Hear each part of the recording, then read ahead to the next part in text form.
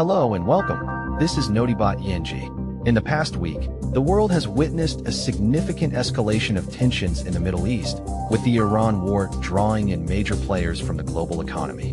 The Baltic Sea has seen a series of strikes aimed at Russia's oil profits, while France and Japan-owned ships have bravely navigated the treacherous waters of the Strait of Hormuz. We'll delve into the latest developments, from Turkey's efforts to stop the war from spiraling out of control to the devastating impact on global food prices and U.S. allies. As tensions escalate over Russia's involvement in the Iran conflict, Ukraine is preparing a strategic move to disrupt Moscow's lucrative oil trade.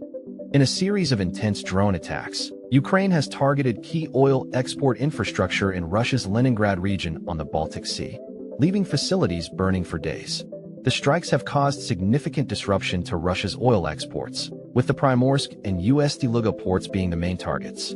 The Ukrainian army has been conducting a sustained campaign against Russian infrastructure objects for almost a year, with the latest attacks being part of this ongoing effort. The attacks have been seen as a significant threat to Russia's oil exports, with energy analyst Boris Aronstein stating that it is the most serious threat to exports since the war began. Russia's oil infrastructure is heavily focused on the western part of Europe, with the Primorsk and Ust-Luga ports being its main oil terminals on the Baltic Sea. These terminals were also the main targets of the Ukrainian army's recent strikes.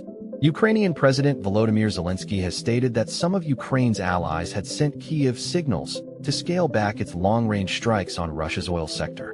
However, it appears that Ukraine has decided to press on with its campaign, despite the significant risks involved. The attacks have raised concerns about the potential for escalation in the conflict and the impact on global energy markets. Following a dramatic escalation of tensions in the region, a French-owned vessel has made a significant move through the strategic Hormuz Strait. A French-owned container ship, the Caribbean, has made a historic crossing of the Strait of Hormuz, the first by a Western vessel since Iran effectively closed the waterway following the U.S.-Israeli war on Iran. The vessel, owned by CMA-CGM, a French shipping giant, sailed through the strait on April 2nd, signaling a significant development in the region's geopolitics. The Caribbean's passage through the strait, which is a critical choke point for global oil and liquefied natural gas supplies, comes after the war led to the effective blocking of the waterway.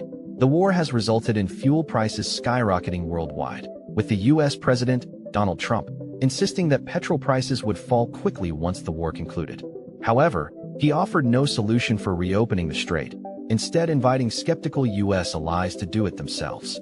The Iranian authorities have not commented on the Caribbean's passage, but it is believed that the vessel had changed its destination to owner France on Thursday, signaling its nationality to Iranian authorities. This move suggests that the vessel had secured safe passage, although the exact details of this are not clear. The passage of the Caribbean through the strait is significant because it marks the first time a Western-owned vessel has made it through the waterway since the war began. The move is seen as a test of the Iranian authorities' ability to enforce their blockade. The strait is a critical choke point for global trade, and its closure has had a significant impact on the global economy. With tensions escalating on multiple fronts, Turkey is seeking a crucial meeting with Vladimir Putin in an effort to de-escalate a rapidly spiraling conflict. Turkish President Recep Tayyip Erdogan spoke with Russian President Vladimir Putin by phone on Friday, as tensions in the region continue to escalate. According to Erdogan's office, Turkey is maintaining contact with all parties involved in the conflict to prevent it from spiraling further out of control. Erdogan made it clear that Turkey does not approve of the attacks on Iran, nor does it endorse Iran's retaliation against its neighbors. This statement is significant, as Turkey has previously maintained a delicate balance between its relations with Iran and its NATO ally, the United States. The conflict in Iran has already led to a significant escalation of tensions in the region, with several countries, including the United States and Israel, imposing sanctions on Iran. The situation has also raised concerns among European powers, who are seeking to prevent a wider conflict. Erdogan's comments suggest that Turkey is taking a cautious approach to the crisis, seeking to maintain stability in the region while also protecting its own interests. The move is also seen as an attempt to strengthen Turkey's position as a mediator in the conflict. The situation in Iran remains volatile, with the country facing significant economic and humanitarian challenges. The international community is watching closely to see how the crisis unfolds, with many hoping that Erdogan's comments will help to de-escalate tensions. As the tensions in the region escalate, French and Japanese-owned vessels have successfully navigated the highly contested Strait of Hormuz, a significant milestone.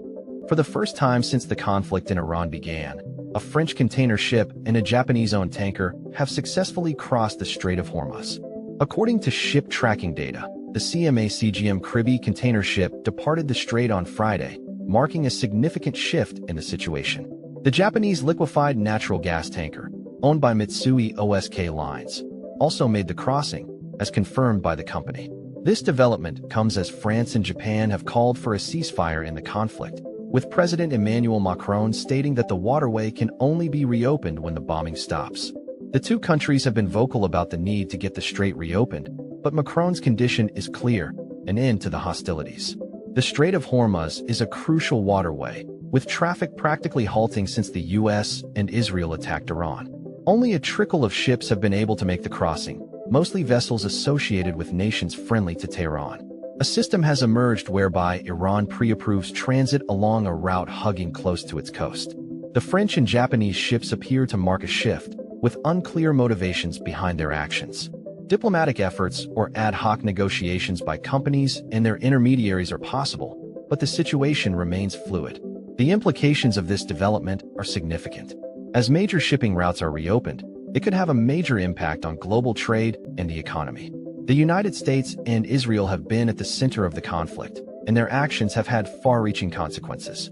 The international community is watching with interest, waiting to see how this situation unfolds. As the global food crisis deepens, a new report from the UN warns of further price hikes unless an end is found to the conflict in Iran.